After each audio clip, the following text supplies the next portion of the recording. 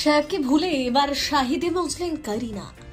একটা সময় যে প্রাক্তনকে নিয়ে একটা শব্দ উচ্চারণ করতে চাইতেন না, এবার প্রকাশ্যে তার সঙ্গে এই কাজ করলেন জনপ্রিয় নায়িকা।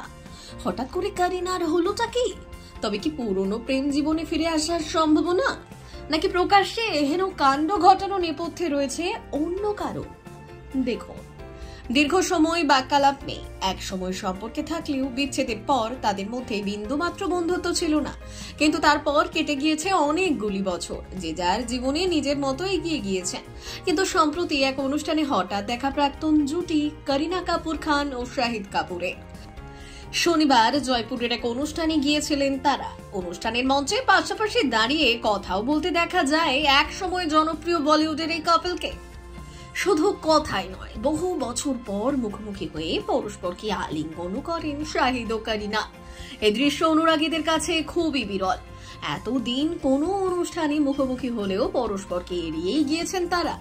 দেখেন না দেখার ভান করে সরে গিয়েছেন, কিন্তু অবশেষে যবনিকা পতন, পরস্পর বহুক্ষণ কথা বললেন তারা। সেই মুহূর্তের ভিডিওগুলো সমাজ মাধ্যমে আলোড়ন ফেলে দিয়েছে।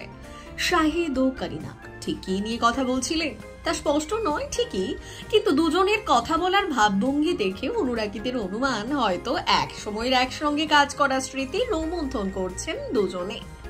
আবার কেউ মনে করছেন বর্তমানে নিজেদের সন্তানদের নিয়ে কথা বলছেন তারা।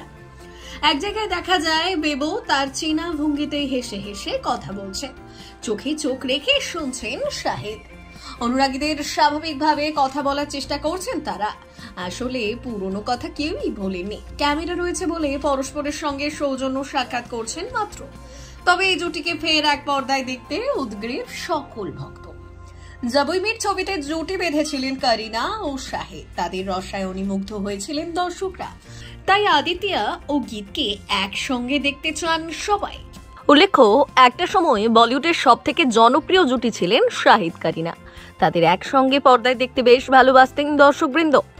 ভক্তরা আবার ধরে নিয়েছিলেন শীঘ্রই একে অপরের সঙ্গে সাত পাকে বাঁধা পড়বেন তারা, যদিও ভক্তদের সেই মনের ইচ্ছে হয়নি পূরণ।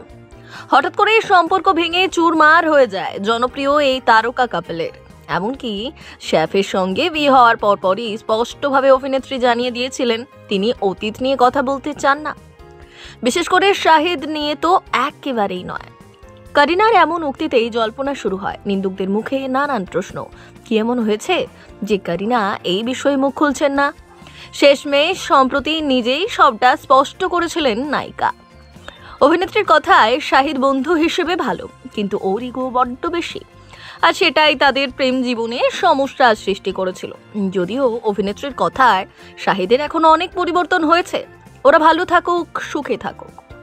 একেবারে শেষে বলাই যায়, বর্তমানে এই দুই তারকা নিজেদের সংসার জীবন এবং স্বামী সন্তান নিয়ে বেশ সুখেই রয়েছেন।